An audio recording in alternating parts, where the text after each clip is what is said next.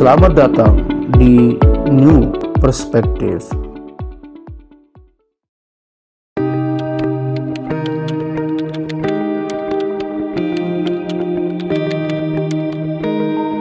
Ya, Assalamualaikum warahmatullahi wabarakatuh.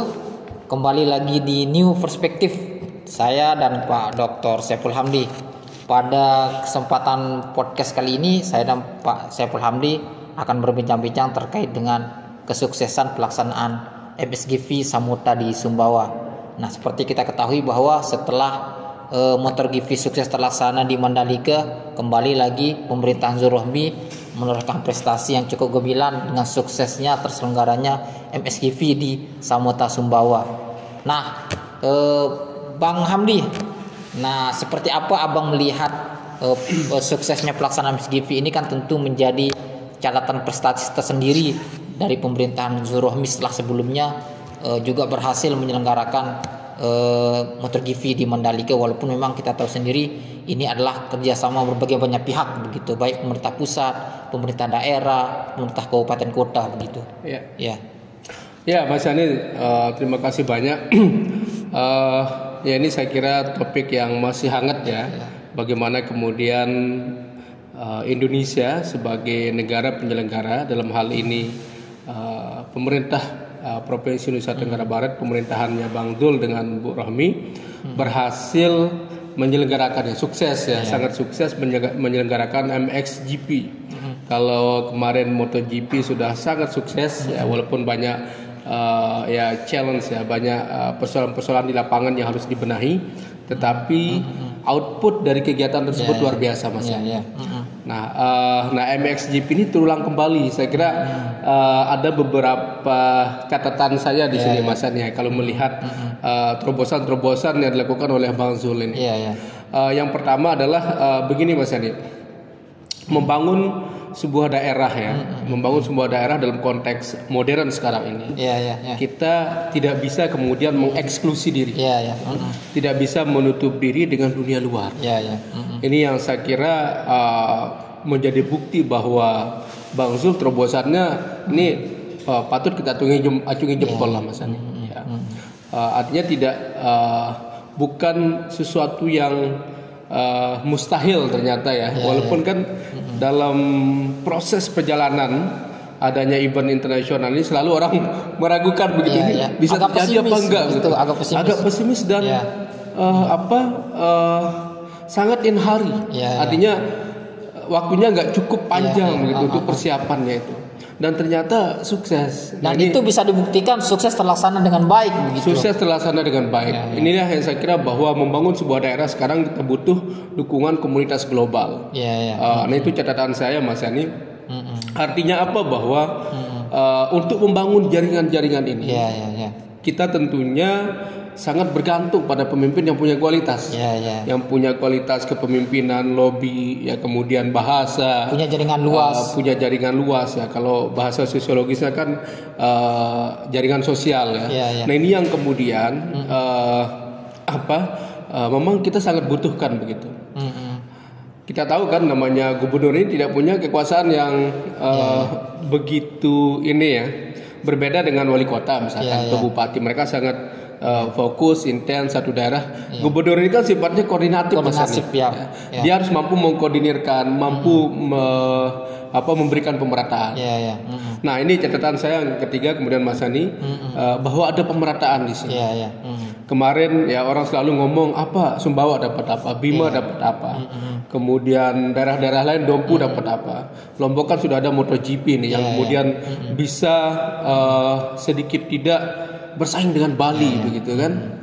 Jadi Lombok luar biasa lah menjadi trending di Twitter. Nah, sekarang dengan adanya MXGP ini, pulau kecil seperti Sumbawa ya, ini ternyata dikunjungi juga oleh panitia event internasional. Walaupun kalau kita lihat sejarahnya, Mas Yani, bahwa MXGP ini juga beberapa kali diadakan di negara-negara Asia ya, walaupun tidak banyak ya, pernah di di Thailand kemudian di Indonesia juga beberapa kali. Nah, tetapi yang terakhir ini yang di Samudra ini saya kira menjadi kesuksesan yang luar biasa. Kalau misalkan kita bahkan informasi terakhir kan MXGP ini akan menjadi agenda tahunan begitu yang akan digelar. Rencananya mungkin MXGP tahun depan itu akan digelar di Lantan Kabupaten Lombok Tengah. Artinya kan ini menjadi kesuksesan sendiri bahwa kepemimpinan Zulrohmi begitu mampu menggelar event internasional, bahkan menjadi agenda rutin yang akan diselenggarakan tiap tahunnya. Ya, coba kita lihat di Mas Yani ya. Ini MXGP kemarin. Ya. Yogo Kic went by into second place to Wolfrey Mountain in third.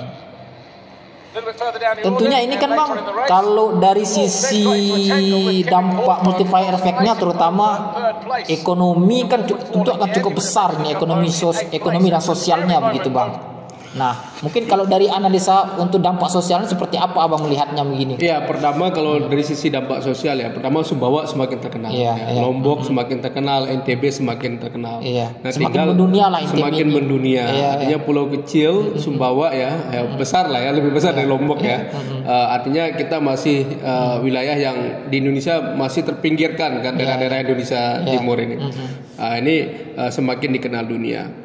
Nah, kemudian yang kedua dari sisi ekonomi Mas Andi, tentu negara kita mendapat memperoleh pendapatan yang luar biasa menurut saya. Harga tiket bayangkan yang belum ada 20 negara yang berpartisipasi, mulai dari pabrikan Honda, kemudian Kawasaki, Yamaha ya.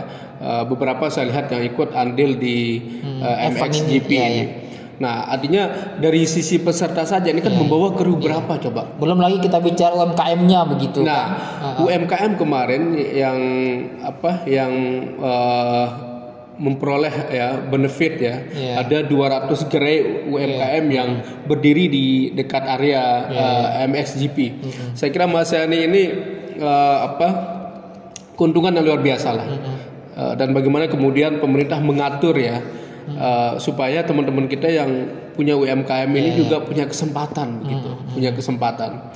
Artinya banyak sekali multi efeknya. Dari sisi ekonomi tadi negara juga memperoleh pendapatan, masyarakat lokal tentu produk-produk mereka juga tidak hanya dibeli oleh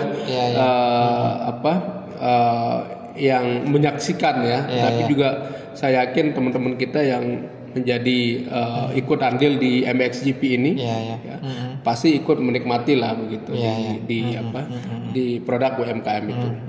Nah, kemudian di sisi lain Mas Yani kalau kemudian ini menjadi agenda tahunan, saya yakin ya kalau pemerintah tetap mempertahankan kualitasnya, ini kan sudah ada lahannya ya, tinggal kemudian dimanfaatkan untuk tahun depannya begitu. Karena ini kan kalender memang tahunan Mas Yani. Jadi pasti mereka akan kembali, dan saya baca di website MXGP ya, direkturnya mengatakan mereka sangat bersyukur kembali ke Asia karena dengan adanya COVID-19 ya mereka kesulitan untuk menembus lokasi-lokasi di negara lain ya selain di Eropa. Nah, di Indonesia, di Asia ternyata Indonesia mewakili dalam hal ini Sumbawa.